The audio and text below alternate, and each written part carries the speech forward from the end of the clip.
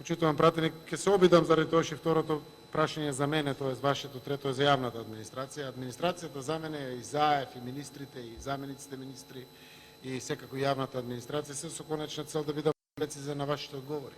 Недвосмислена јасна порака секогаш сум испраќал и денеска испраќам. Законот важи еднакво за сите. Дополнително плюс етички, не само кривично се одговорни, колку се повисоко на функциите во ешелонот, толку се уште поодговорни носителите на јавните функции. Затоа што од нив се очекува да бидат пример.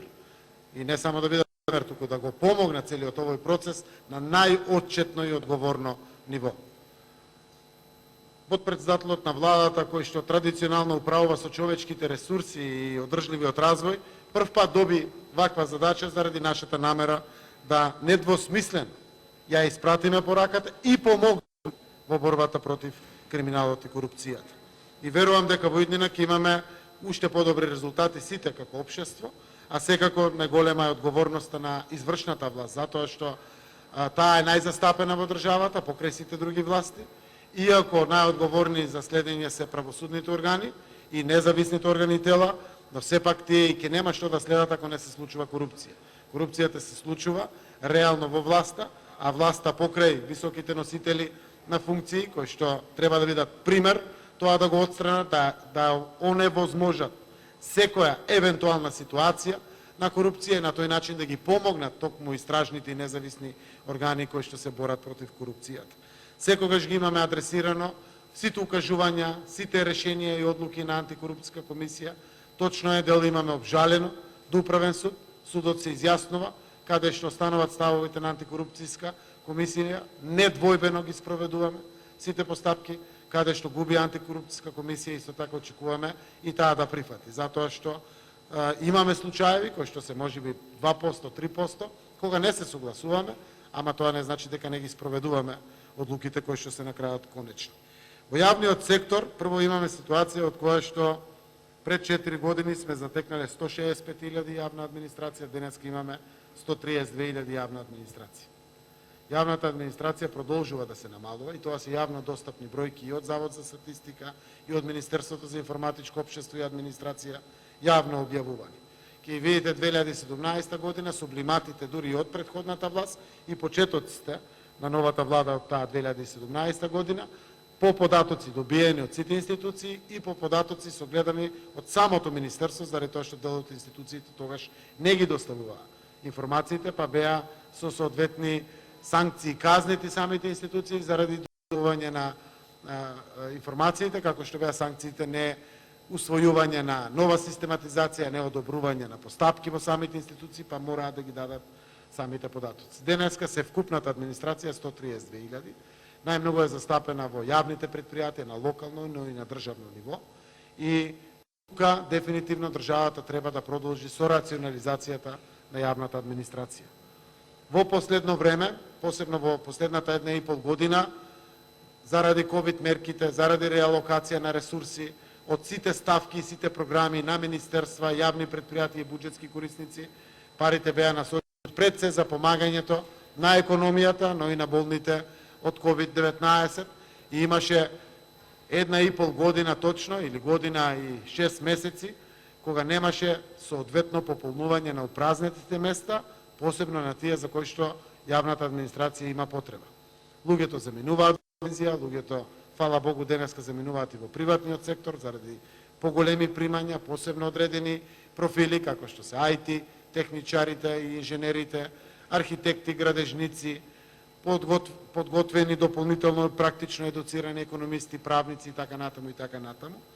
И денеска имаме природна состојба каде што на конкурси објавени во јавните институции немате кандидати.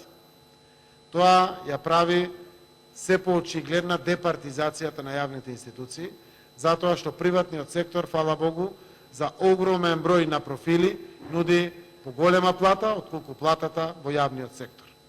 Денеска платата со средно образование, со граѓани со 1-2 години искуство е 16,5, 17,5 илјади денари, а просекот во приватниот сектор е 22.000 денари нето плата.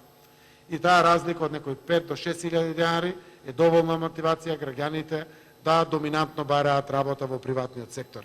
И затоа бројката од 24% е намалена на под 16 веќе во државата и веруваме дека и понатаму ќе почне да паѓа. Самите конкурси, согласно сите измени на законите кои што парламентот ги има донесено, апсолутно изискуваат сериозни критериуми за да можете да бидете воопшто кандидати да ги поминете тестирањата за вработување во јавната администрација. Логично е, понекогаш и отворено зборувам, за луѓе искусни кои што биле времено ангажирани, биле волонтерски или на кој начин, да имаат практично искуство кое што ги прави пофаворити во споредба со други кандидати. И тоа и за самите институции подобро. Но дефинитивно денеска можеме да кажеме дека имаме сериозни исчекори кон департизацијата на јавната администрација и верувам дека колку повеќе ја намалуваме невработеноста, ќе успееме уште повеќе да ја департизираме јавната администрација, односно да ја направиме максимум професионална, да ја направиме максимум ефикасна и ефективна, затоа што на тој начин ќе ви служи на државата.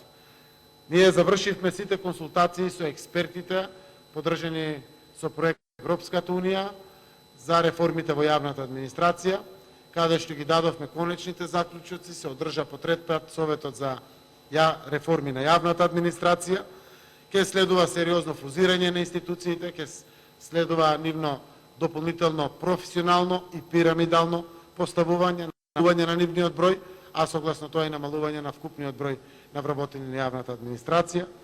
Како кандидат за премиер на последните избори, ветив намалување на јавната администрација и тоа се случува и ќе продолжи да се случува. Се надевам по природен пат, поради пензионирање, поради заминување на работа во приватниот сектор, а при тоа што останува во јавната администрација ќе биде допрофесионализирано, ќе биде уште поефикасно и поефективно, затоа што само на тој начин ќе напредува смислата на постоењето на јавната администрација и на државните и сеопштите јавни институции, кои што треба да им служат исклучително на граѓаните. Од тука сакам уште еднаш да истакнам дека реформите кои што следуваат во јавната администрација треба да бидат поддржани од парламентот, посебно законите кои што ќе следуваат токму есенскиот период.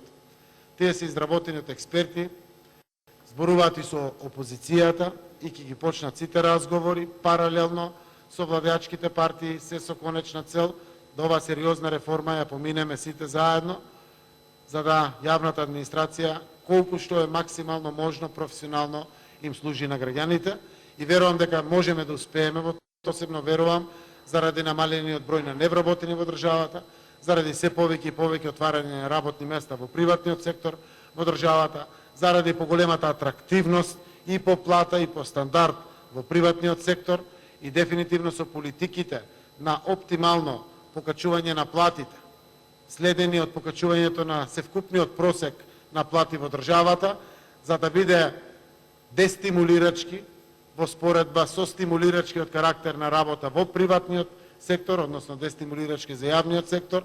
Верувам дека ќе успееме сите заедно да ја департизираме колку што е можно јавната администрација, односно да имаме колку што е можно попрофесионална јавна администрација. Транспарентноста е најголемиот сојузник во департизацијата на јавната администрација и незината професионализација.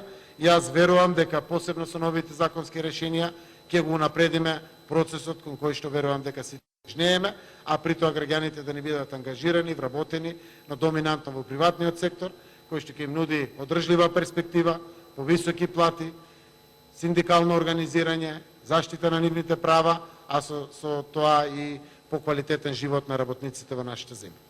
Благодарам. Благодарам.